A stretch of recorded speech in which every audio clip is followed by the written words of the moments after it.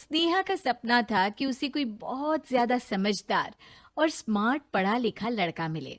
लेकिन कहते हैं ना, जो भाग्य में होता है होता वही है। देख, मैं साफ कह रही हूँ, लड़की के बाप के पास भर भर के पैसा है। अरे एक बार लड़की ने तुझे पसंद कर लिया तो समझ के पैसे की तो नदियां भर जाएंगी, लेकिन फिर भी तेरी प्यास नहीं बुझेगी बेटा। अरे माँ, फ्रिज में मैंने 2 बोतल पानी की रखी है, और कैसे प्यास बुझेगी? अरे पांचवी फेल, मैं बात कर रही हूँ पैसों की प्यास की। तू गवाह नहीं समझेगा इस बात को। बस तुझसे लोगों की नौकरी करवा लो।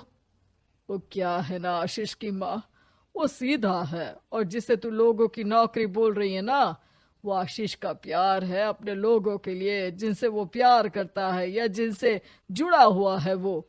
अरे जमाना नहीं रहा वो। अरे आज की डेट में तो ना बेटा माँ का है, ना ही पति पत्नी का।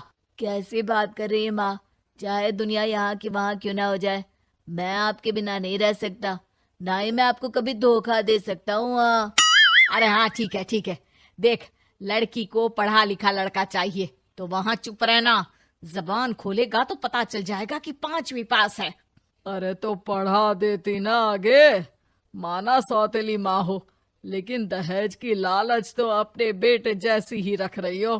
पापा ऐसा मत बोलिए ना माँ को, वो मेरी माँ है, मैं उनसे बहुत प्यार करता हूँ। अच्छा अच्छा बेटा, कुछ नहीं कहता, बस तैयार हो जा, चलते हैं और देखते हैं कि कौन है लड़की और क्या चाहती है। सभी मिलकर लड़की देखने जाते हैं, जहाँ स्नेहा आशीष को देखकर ही इम्प्रेस हो जाती है। वाह, कितना हैंडसम है। काश इससे मेरी शादी हो जाती, लेकिन पता नहीं कितना पढ़ा लिखा है। स्नेहा, लड़का बहुत अच्छा है, बेचारी की माँ दूसरी है, लेकिन देख रही है ना, हीरा भी इतना चमकीला नहीं होगा जितना कि ये। स्नेहा को समझ नहीं आता कि वो क्या करे। वो आशीष से मिलती है, उसकी सादगी, उसकी बातें उसे भा जाती है। मैंने नहीं सोचा था कि इतना पढ़ा लिखा लड़का मुझे मिलेगा। मैं शादी करने के लिए तैयार हूँ। और फिर स्नेहा और आशीष की शादी हो जाती है। शादी के बाद सासू माँ कहती है, अरे बेटा, वो तेरे जेवर मुझे दे दे, मैं संभाल कर रख दूंगी। स्नेहा, जो कि खुद भी एक समझदार लड़की थी, नहीं नहीं, मैं अपने जेवर नहीं दूंगी। उसके लिए तो मैंने पहले ही लॉकर खुलवा लिया था माँ जी। ये मेरी कुछ आर्टिफिशियल ज्वेलरी है, इसे रख लीजिए। वैसे मेरी अलमारी में जगह नहीं है ना। सास बेचारी नई नई बहू से क्या उलझती। सुनिए जी, मैंने आपके लिए खाना और नाश्ता बना दिया है। ऑफिस कब जाना है? कौन से ऑफिस में? मैं तो घर का सारा काम करता हूँ। हाँ, क्या बात कर रहे हैं? इतना पढ़ लिख कर आप घर का काम क्यों करते हैं? कितना पढ़ लिख कर? मैंने तो सिर्फ 5वीं तक पढ़ाई की है। तभी वहाँ सास आ जाती है। अरे 5वीं तक भी पढ़ लिया तो समझो मेरी कृपा से, वरना तो जो इसके लक्षण थे ना, क्या बताना। अच्छा आशीष, जरा बाहर जा और भाग कर टूथपेस्ट लेकर आ। सुबह से मंजन नहीं किया। और हाँ, फिर जाकर दुकान की सफाई कर देना। तेरा छोटा भाई दुकान पर जाने को तैयार हो रहा है। स्नेहा ये सब सुनकर हैरान रह जाती है। वो सोचती है कि आखिर उससे क्या गलती हो गई जो उसके साथ ऐसा हुआ। आशीष स्नेहा के पास जाता है। सुनो, तुमको तो मैंने पहली मुलाकात में ही बताया था कि। स्नेहा आशीष की बात ही नहीं सुनना चाहती है। वो जोर से चिल्लाती है, चुप रहो बिल्कुल, गंवार कहीं के।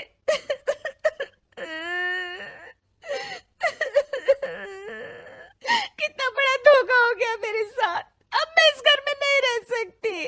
प्लीज ऐसी बात मत करो, मेरी पत्नी हो तुम, जैसे बोलोगी मैं वैसा करूंगा। मैं कोशिश करूंगा बाहर जाकर कोई काम ढूंढ लूं, पर प्लीज मत जाओ। चुप रहो गंवार कहीं के, मैं तुम्हारे जैसी की बीवी हो ही नहीं सकती।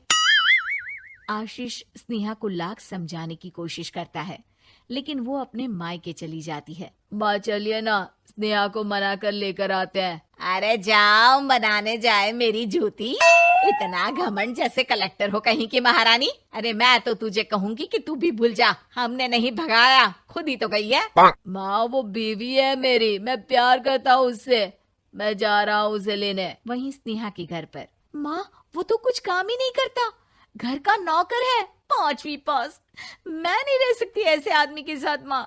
बेटा वो लड़का बहुत अच्छा है, उसकी तारीफ मैंने हर किसी से सुनी है। तेरा पति है, अब तक एक गलत माँ के साथ रह रहा था, तू संवारेगी तो संवर जाएगा। तभी वहाँ आशीष आ जाता है। मुझे माफ कर दो स्नेहा, पर प्लीज मुझे छोड़कर मत जाओ। मेरी माँ के जाने के बाद मुझे तुम्ही से सारी उम्मीद है। तुम जैसा कहोगी मैं करूँगा, पर प्लीज मेरे साथ रहो। सबके समझाने बुझाने के बाद स्नेहा आशीष के साथ घर आ जाती है। आ गई महारानी, अब आई हो और सच्चाई भी पता चल गई है, तो थोड़ा तमीज से पति के साथ घर देख, रसोई संभाल और हम सबकी सेवा कर। देखो, मैं अब इस घर में बंटवारा चाहती हूँ। जो मेरे पति का हिस्सा है वो उसे मिले और वो आज से कोई काम नहीं करेंगे। हिस्सा ले लो, लेकिन कमाओगे क्या, खाओगे क्या, धूल मिट्टी। अरे तेरा पति किसी काम का नहीं है, वो तो मेरा बेटा कमा रहा है तो 2 रोटी मिल जाती है इसे।